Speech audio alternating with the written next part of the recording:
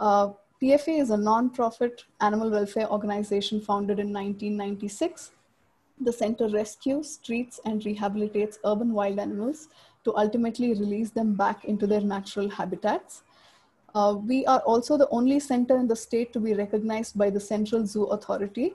We are licensed by the Karnataka Forest Department and recognized by the Animal Welfare Board of India.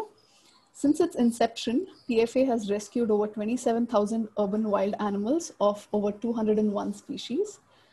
So we request all participants to post your questions in the chat section or wait till the end of the presentation to engage with the speaker directly during the Q&A session. So over to Dr. Nawaz.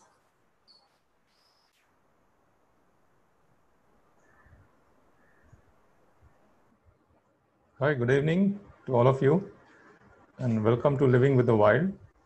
So we'll be speaking basically with what's happening to Bangalore, its urban wildlife, its climate due to rapid unplanned urbanization. I'm sure this will apply to all the cities in the world, almost the same. So I will go through the presentation and you can, as Sneha said, we can chat box your questions.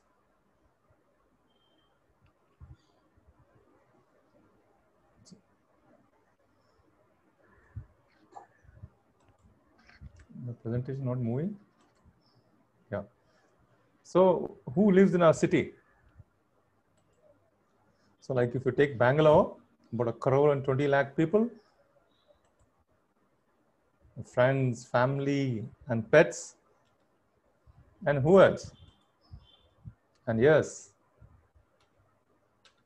the wildlife.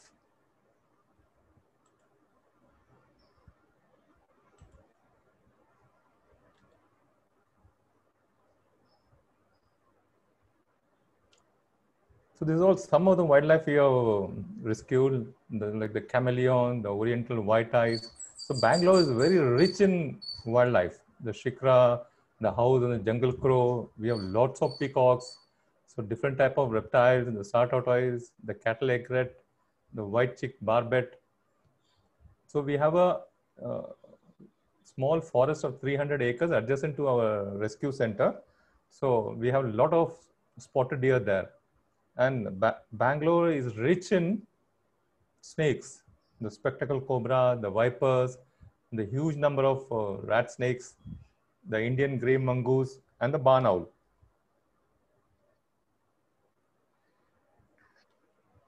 So many people ask me when we say them, we had done a couple of TEDx talks in the last 2 years. They all ask me, sir, what need of a wildlife hospital in a city like Bangalore? And they ask me, where do these animals live? Where does the urban life in Bangalore live?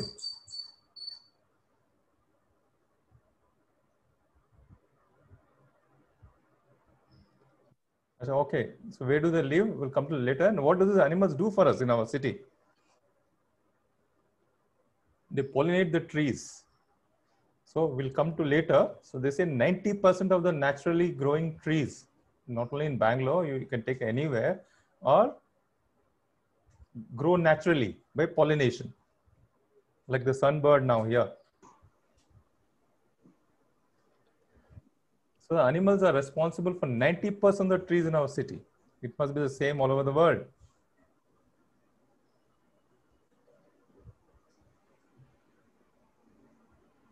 Not only they pollinate the trees, they do the seed dispersal. So eliminate, like the figure shows, the repercussions of losing these pollinators.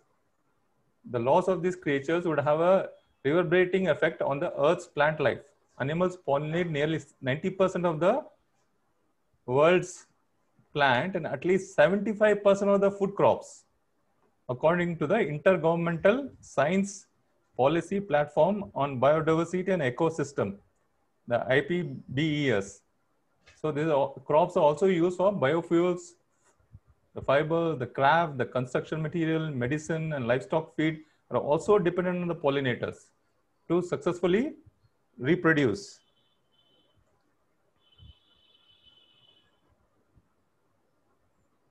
And what do? The cleaners of the garbage. they release energy and nutrients back to the soil. So in Bangalore, the major part of the cleaning is done by the crows, the barn owls, and this black kites and the Brahmini kites. So the wildlife helps us keep the city clean.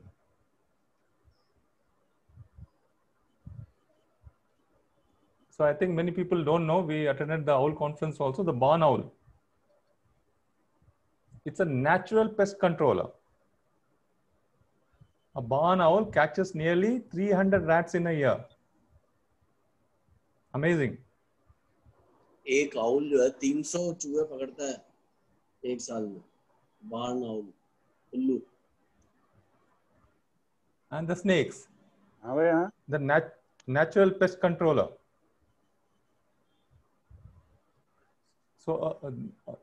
So statistics show, if you go to the Google, they also a single snake can catch up to almost 300 to 400 snakes. I mean, 300 to 400 rodents in a year. So they act as a natural predator of rodents, the natural pest controllers.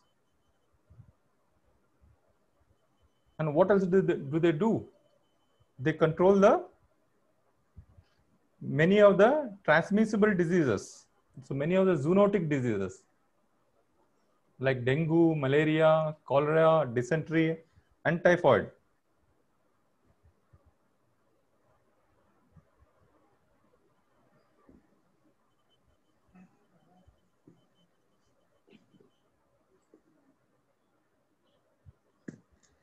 And they naturally clean our lakes and rivers.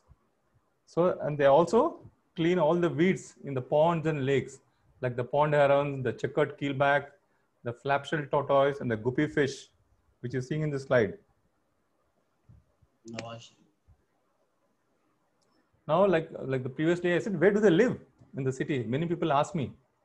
So, where do they live? They live in the trees, the parks, the fields, the buildings, the terraces, the underground, the roads, drains. So all over these places. So Bangalore is rich in its urban wildlife.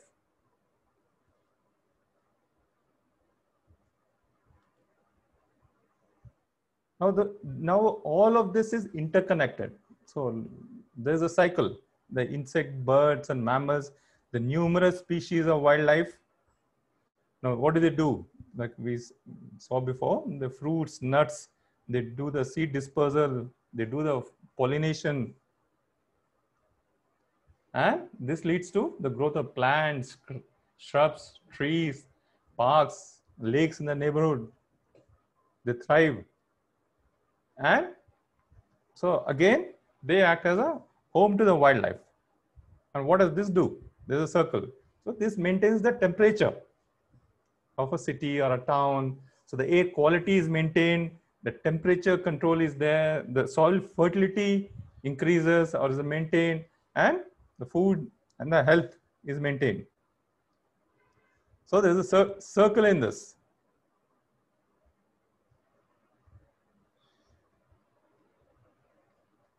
So now we come to what is our role, people for animals, wildlife conservation center and a hospital. So what do? Now we work to preserve the city's urban wildlife. So we've been here in Bangalore in last 23 years. So there are many other rescue centers in Bangalore doing for domestic animals, for cows, for the dogs, for the cats. So we are the only one.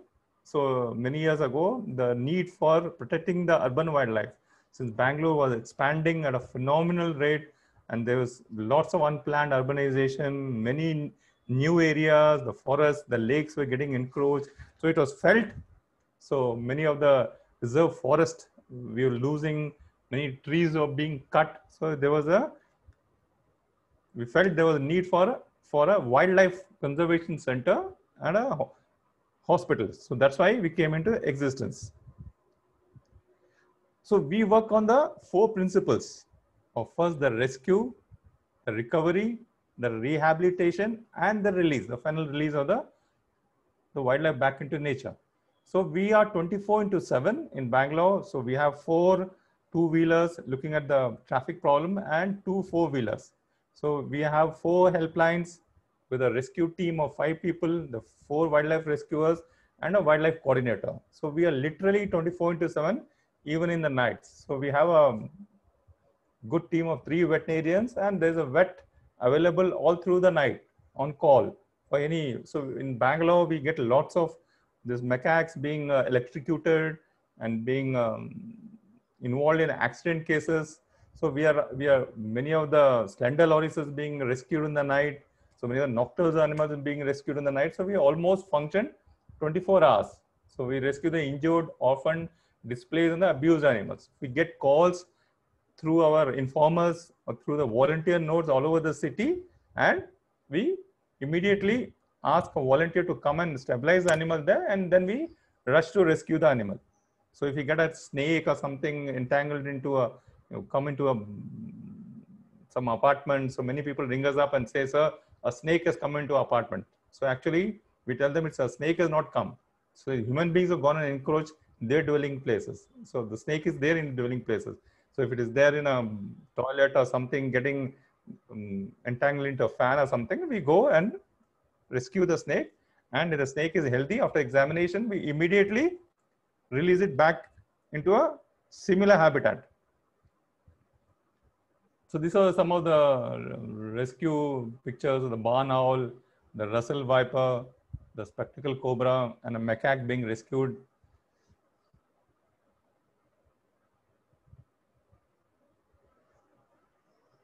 A black kite entangled into the manja. So even though the manja has been banned by a National Green Tribunal many years ago, there is a penalty of 5 years imprisonment, including 1 lakh of rupees. But this Chinese cheap nylon manja is rampantly being used in Bangalore, and many of the black kites, the crows, and many of the medium-sized birds get entangled into them. So we get, so last year we all, the summer was very severe. We almost rescued 400 black kites and Brahmini kites. So many of them entangled into the manja. This year, till date, we almost rescued around 40 different birds entangled into the manja. So we have prevailed upon the government. I am personally writing to the Chief Minister, the Karnataka Forest Department, the Police Commissioner, the Fire Department to enforce this ban seriously and confiscate and burn all this manja and strictly enforce the law. So the rose-ringed parakeets, so we have lots of, we almost rescued 1,000 parakeets. So even though fortune telling is illegal by law, so many people in the town and surrounding Bangalore, so they get this Julian parakeet, clip the feathers and put it inside a small box and use it for fortune telling. So we confiscate all this and we regrow their feathers, train them how to fly and release them back into nature. So we almost release more than 1,000 parakeets back into nature. And we get lots of palm squirrels. So the juvelines, which are fallen away from the nest, we bring them here. So we have different types of rehabilitation with them. So we feed them a different mixture of goat milk combined with the egg yolk and honey and feed them. And we got a great success rate with rehabilitation of squirrels. So we get many of these bonnet macaques with the bustling city. So, and also with the slightly cold climate here, many of the bonnet macaques go near the warmth and they get pretty badly burnt. So many a time we get lots of bonnet macaques with all the limbs dangling with gangrene. So, and many of them killed in accidents. So we get them here. So we have, many a time we have to amputate their limbs to save their lives with the gangrene and the toxemia spreading. So many a time if you amputate more than 2 limbs, diagonal limbs, where the macaque is unable to climb the trees, unable to fend for itself in the wild, then we keep them here. We have a category about, say about 2 to 3% of our rescued animals, we put them in lifetime care. Animals which cannot fend for themselves in the wild. So we keep them permanently here, like many of the manja injured black kites. So when they come to us, their wings are broken into in many places. So if the bones are intact, so we do the intramedullary pinning and put them back. We also have a technique of imping here, where we put feathers which are naturally fallen away from other black kites by high density glue back into them and make them fly overnight. But many a time the bone pieces are lost at the side. There's no technique to regrow the bone pieces. Then these wings of the black kites gets ankylized. They can't fly. They can just jump around in the ground. And if we release them, most probably the feral dogs will get them. So we keep them here for lifetime care. So the category of animals we keep here, which are unable to fend for themselves, we keep them here. So many of the mothers having died, we have many of this baby macaques with us. So we formed the group of the baby macaques here, form them into a group. As you know, they all always live in a group and they go through a series of rehabilitation. Like the baby macaques, your bonnet macaques, you're finding them here. So they go for a series of rehabilitation. They stay with us from almost 8 to 12 months. So depending upon how, so initially the vets or the rehabilitators feed them milk every 2 hours. So they get stuck to them thinking they are the mothers. So we have to slowly get them away from the human beings. This takes a long time, like I said, about 8 to 12 months. So we take them into different cages of isolation away from the human being. So finally we keep them in a cage where no human being goes. So they go only early in the mornings and evenings in a camouflage dress to feed them. In the last 2 or 3 months, we feed them what they're going to get when we release them back into the jungle. So we do the enrichment of these cages, like similarly in the jungle where they're going to be released. So finally, when we go, they come to bite you from the cage. So we vets and rehabilitators evaluate them, and when we are ready to release them, we trap them in a cage and take it to a jungle and release the whole group into the jungle. So these are the PFA heroes, the informers, the students, the general public who tell us about the rescues. So in which we are able to go and rescue them. Then comes the next thing of what I said, the recovery. So there's intensive veterinarians treat these animals. So we give them the treatment specific to the species and help them recover. So we have a dedicated team of veterinarians and rehabilitators who do a intensive recovery treatment to them. So this is so like I told you, we get many spotted deer cases here. So a spotted deer being treated, an Asian quail being treated, spectacle cobra. So we get many cases of spine injury cases here in Bangalore in this one. So we have a unique snake hospital here at PFA. So it's due to the indiscriminate use of the JCBs and bulldozers and the earth being dug up for new apartments.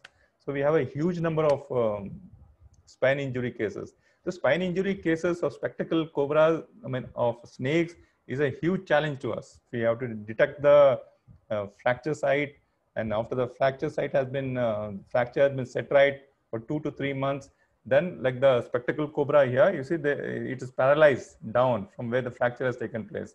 So there's no sensation. So rehabilitating this snake to get the sensation back, it's a huge challenge. It used to take us about 8 to 9 months.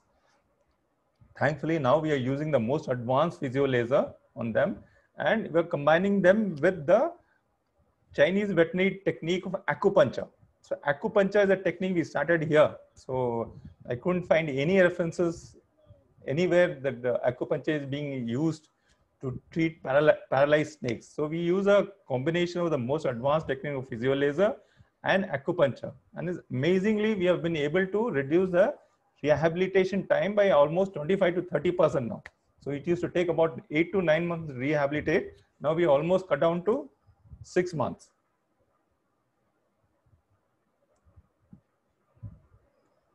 So this is all the vets treating. So we have an X-ray facility here.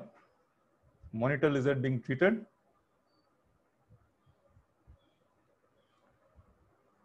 Indian eagle owl being treated, a common myna, a vulture. So we have a clinical lab, we have incubators, we have ICU here, we have operation theater. and we have a surgical unit. So we have like the Indian pond terrapin here, which got run over by a two-wheeler. So the shell was cracked in many places. So we used the surgical screws to set it right. So this almost took more than a year to after treatment. So it got both the hind flippers got paralyzed. So it took us a lot of physiotherapy to get it back. So it took us almost 14 months to release it back. So now we are using the latest titanium plates to repair the fracture of the shell. So we're getting very good results in this. So Shikra getting IV light.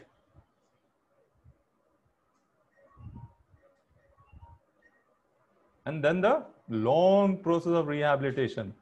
So we rehabilitate them with proper food and training and the survival skills. So with the nutritional care and the recuperative care. So this is a Scopes-All. Asian palm civet cats. We released a couple of them recently also. So we've been releasing lots of them. The short-nosed fruit bat being fed. A black-napped hare being fed. A star tortoise, albino being rehabilitated. A spotted dove and a tailor bird being fed.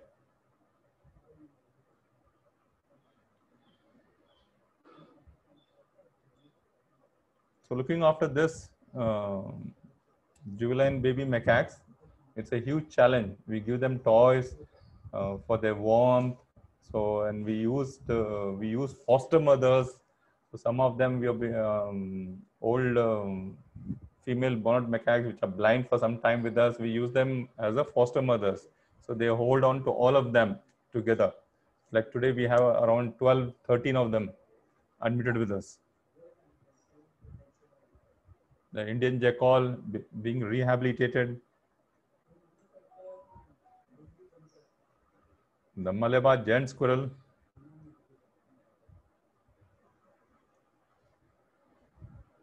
So creating an environment for the flapshell turtles.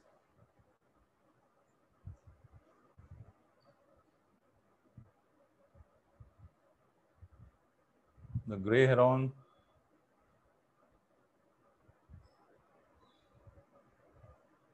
The hatching of the pond terrapin. So this is the incubators, and a squirrel being fed.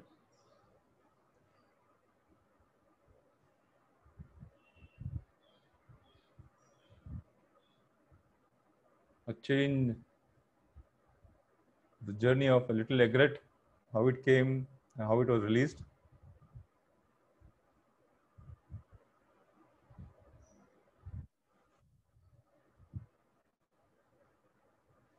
And release. It's a most satisfying an experience to us when we put them back into their natural habitat, and we make sure a study is done. So basically, the adult animals, or basically even if it is a black kite, so if you have rescued a black kite, say around 20 or 30 kilometers, even though black kite can fly, we make sure we release it in the same spot. So every black kite coming is tagged here. So software is loaded to know which date, whom it was rescued, and the area it is being rescued with the informer, the particulars of the informer. So when it is released, we inform the informer, and basically we make it a habit that even the birds are being released in the same spot where they have been rescued. So there's no habitat change for them. So in the snakes, we make sure that when we rescue them, we release them back in an area where there's a reduced human-animal conflict.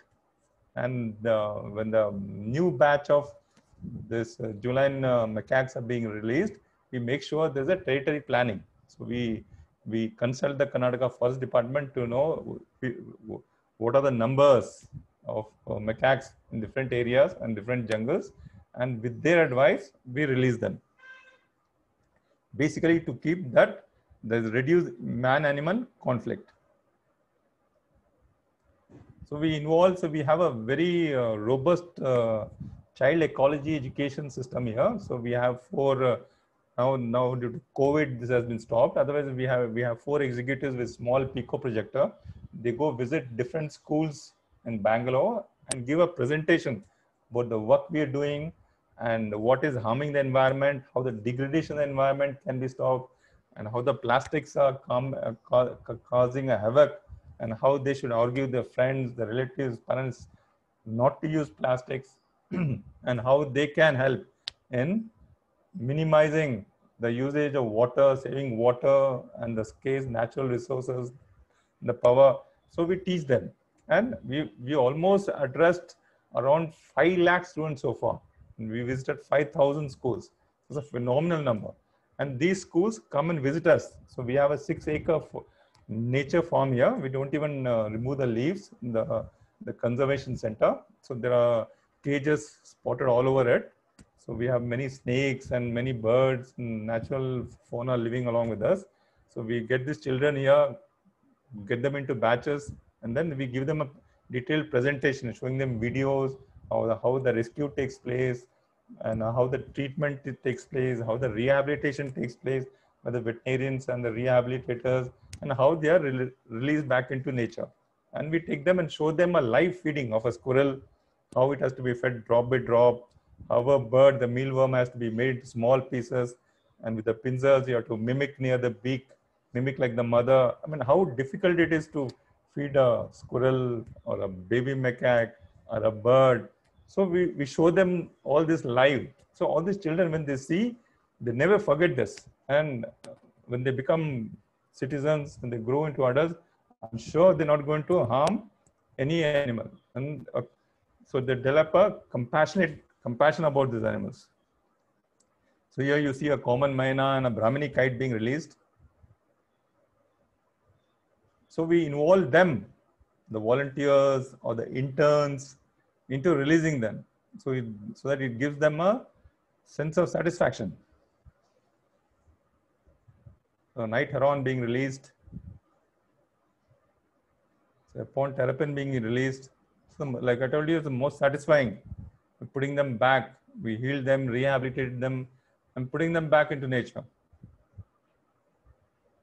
And you should see amazing how the macaques, they disappear in seconds. Release them, zut, a couple of seconds, they were there in the cage and they're back into the jungle.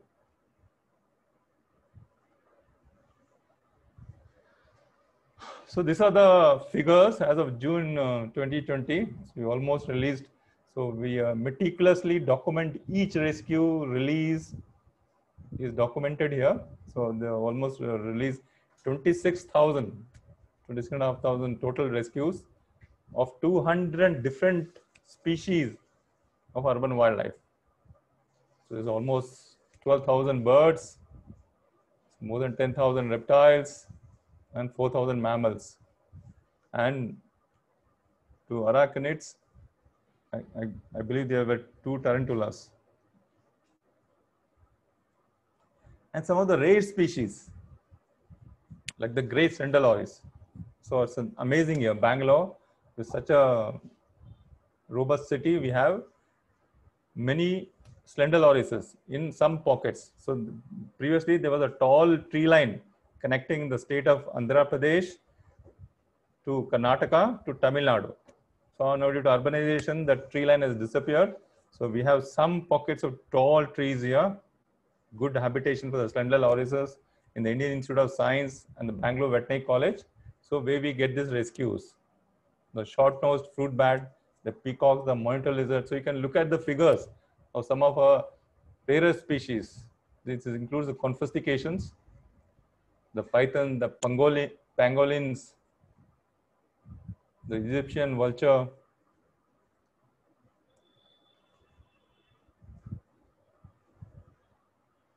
So you'd be surprised, 26% of our total rescues of pollinator species, like the bonnet macaque, the white-cheeked barbet, the flying fox, the 3-striped palm squirrel, and the black nape hare and the tailor bird.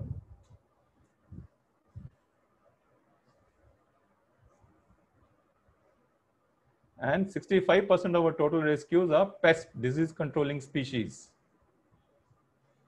like the slender loris, the barn owl, the common sand boa, the chameleon, the spectacled cobra, and the jackal.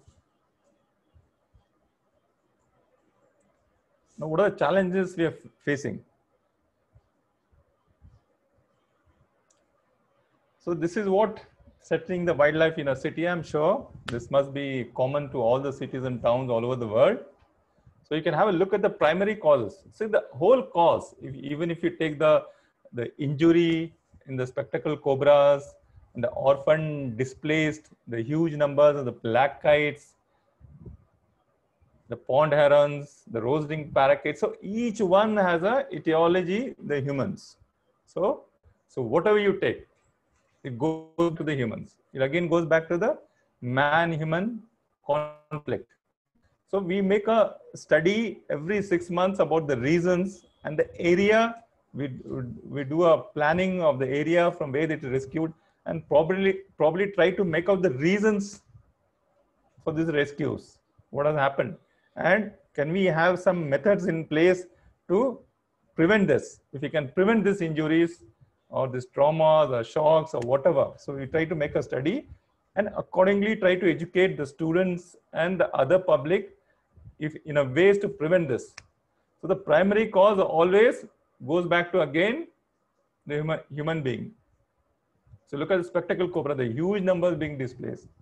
This is due to the huge urbanization. So the new areas being gobbled up, the territory being taken up. So this is the reason.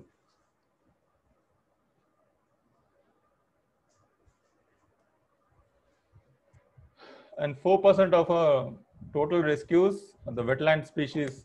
So this is amazing. You look at the Bangalore. So there were so many, nearly 3,000 lakes in 2001. Look at the dramatic drop. It's 183 according to the Bangalore Metropolitan Region Development Authority. So this is 2012. So now I believe there's a dramatic fall. There's no census been carried out and can easily be carried out. BMRDN is not released the figures so far. So there's dramatic reduction. And there's almost 98% of the Bangalore lakes have been encroached. And 90% of the lakes are severely polluted. And even the 2% of the lakes in Bangalore are being fed with chemical waste and garbage. So it's a sad situation. So in wetland species, we basically have rescues of the egrets, the painted storks, the pond herons, the pond terrapin, the checkered keybacks, and the flapshead turtles.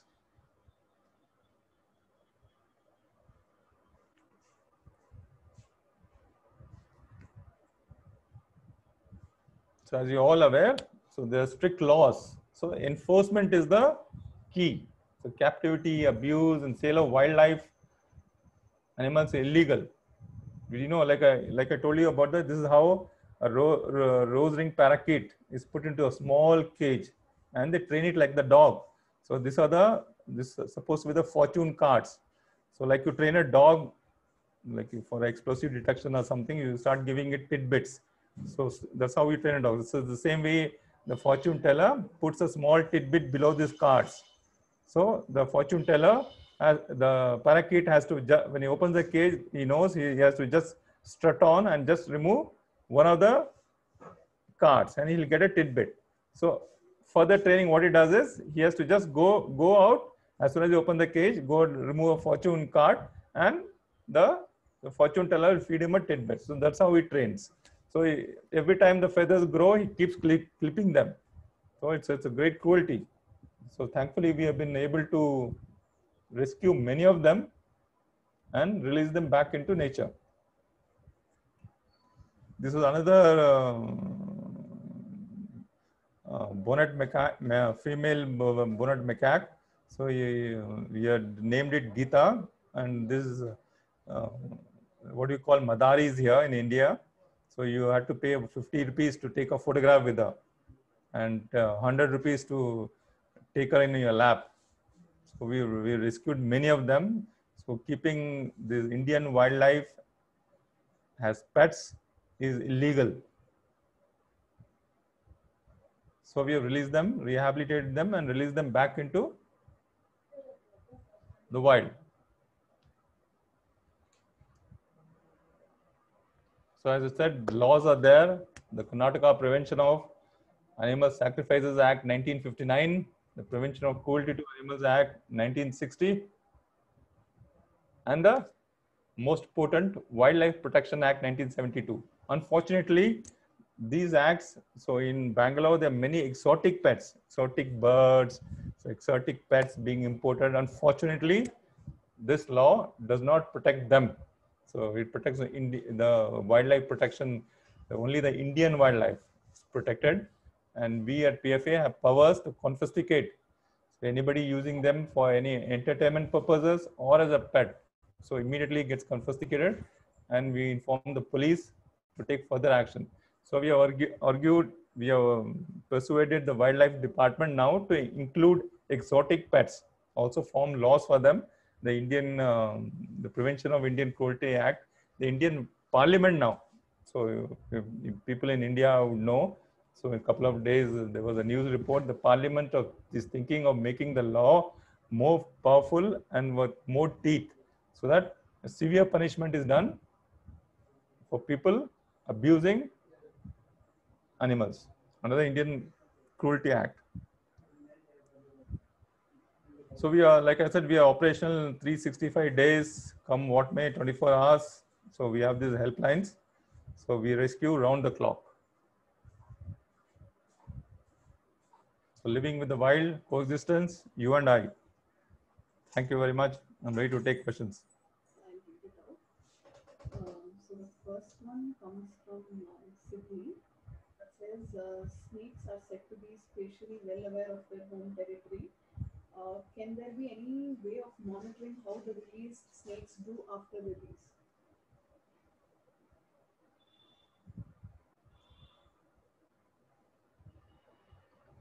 So the snakes generally after the release, the question is from?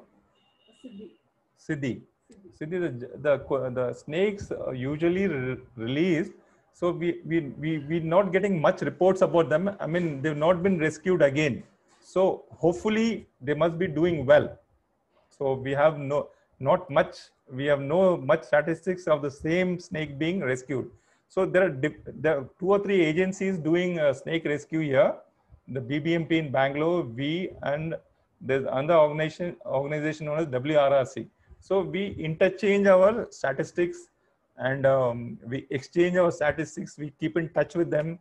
So everything is monitored.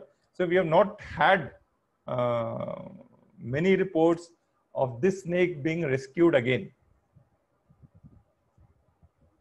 So the next question comes, and the profile name is Realme. So they ask, Realme. Yeah, how do we take part in rescue missions? Just general rescue missions. Yeah. If it's with Sir, Realme, the question about you, how do you take part in rescue missions? So we have a vibrant volunteer program here and intern program.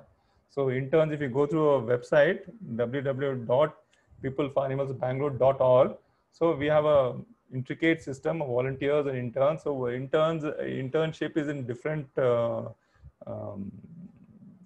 categories of rescue, rehabilitation, veterinary, general internship. So we take volunteers and interns in rescue. So they are here. We first give them a theory class about different rehabilitation, and as our rescues take place 24 hours, we encourage them to go along with the rescuers with them and document this rescues, see how the rescue is happening, and also they should educate the public around what to do. So how they should not crowd, create a scene, do not put the stress in the animal. So we teach them all this to do. So this is how the volunteer program goes. We've been having interns from different parts of the world. We have got interns from the Royal Veterinary College. So we pre-COVID, we had many people from Iran, from Australia coming and interning with us. So recently we had a workshop for SAARC countries, and in rehabilitating these spine injured snakes. So unfortunately, except Bangladesh, a sizable crowd from Bangladesh came. No other SAARC country visited us. So we wanted to share the expertise we had in snakes and treatment of the snakes, of putting titanium plates to repair them, of the rehabilitation. So we had a good interaction with the Bangladesh vets. So the next question comes from Dheeraj. He says, how is the wildlife conservation taking rules for stopping predators on animals? So like wildlife conservation and then stopping. Clinical trials in animals in India is almost banned under the Prevention of Cruelty Act. So they have to. So any clinical trail has to be cleared by the Environment Ministry, and they are very strict about this. And there has to be a veterinarian on their panel. The veterinarian has to. Very few clinical trials are allowed. In that, a veterinarian has to be there 24 hours monitoring these animals. So that's how they're strict. They're very strict about this clinical trials. Next again, Siddhi asks, is there a legal wing that works towards ensuring compliance with the Wildlife Protection Act? Yeah, so the Karnataka Forest Department is supposed to, they are the enforcement agencies. They are uniform personnel, like the police. They wear khaki and they have the typical, the police uniform, so that the government has enforced this, so that they take. So any raid or anything, we have to confiscate any animal, we take the forest department and along the local police also. So they are the enforcing agencies.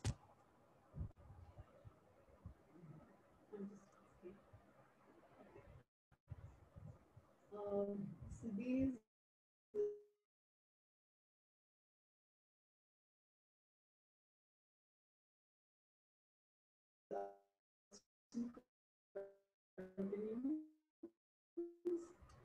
also, there is a sociological angle to it, and it may be perceived.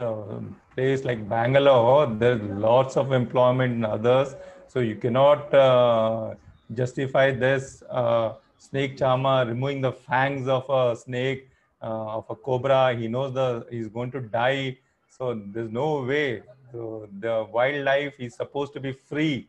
So for this small population, you cannot confine animals. There are a huge amount of other opportunities, employment opportunities available, like security guards, and many of the hospitality industry is hugely paying. So they need not have to confine these animals and ill-treat them and cruelty. No way. So we are very clear about this. So wildlife has to be in the wild. It has to be free. It has been born to be free. So any more questions? I'm ready to take them. Why not recruit these people into rescue? Yeah. This is a very good suggestion. So most of the rescuers we have are from the rural background. They're not educated, but they have lots of experience in handling these animals. We really welcome this. So so most of our rescuers, 5 rescuers, are from village background. This is a great idea which we are implementing here.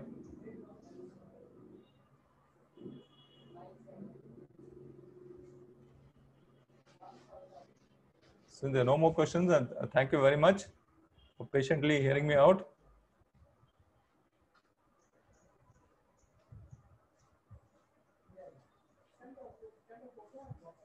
We can ask them to follow us on social media. I've shared the handles.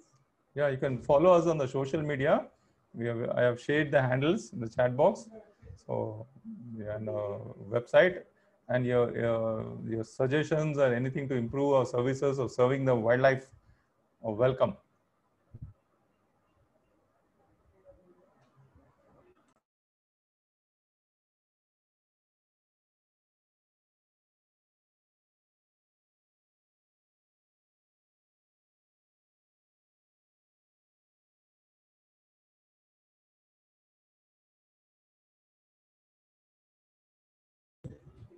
Hey, Abhishek, can you come on?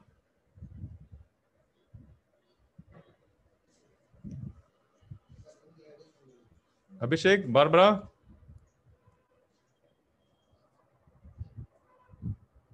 Abhishek is no more there, I think. Abhishek, are you there? Yeah, he says I'm muted. Okay, I just put up my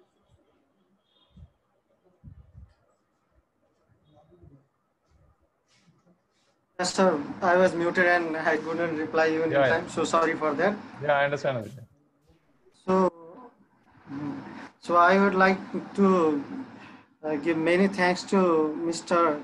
Colonel Dr. Nawaz Sharif and Isnia and all the participants for their gracious presence in this presentation.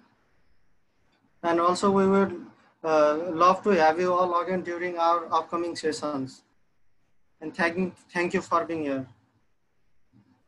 Yeah, I thank Rewild and especially Barbara and you all for giving us the opportunity. We'll love to have more deeper sessions about different species of wildlife and rehabilitation and interact with you all and exchange ideas and experiences. That will be our pleasure.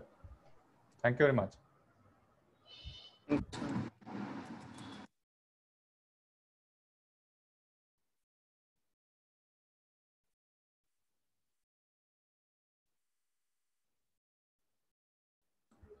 Thank you, Barbara. Thank you, Nawaz, and hear you soon. Thank you so much for your awesome presentation. Yeah, thank you to Thank you Rewild. everyone for listening.